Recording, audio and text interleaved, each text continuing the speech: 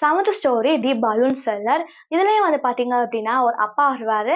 அப்பா அதுக்கப்புறம் பையன் இவங்க 2 பேரை பத்தியான கதை தான். செட்டிங் வந்து திருவனந்தபுரத்துல வந்து இருக்கும்.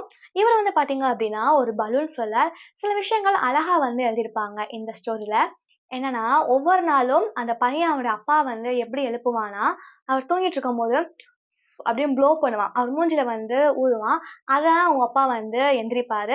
ஸோ இது வந்து நல்லா வந்து இருந்தது. ஆனா எண்டிங் ரொம்பவே கஷ்டமா இருக்கும். இதுவும் ரொம்பவே சோகமான ஒரு ஸ்டோரி. அவர் வந்து ஃபெஸ்டிவல்லாம் வந்து டாய்ஸ் விப்பாங்க இல்லையா? பொம்மைலாம் விப்பாங்கல்ல, அது விப்பாரு. அதுக்கப்புறம் பலூன் கூட வந்து விப்பாரு.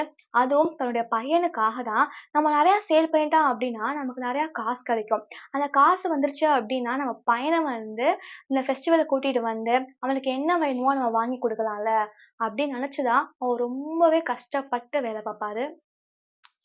ரொம்பவே கஷ்டமா இருக்கும் இந்த கதையும்.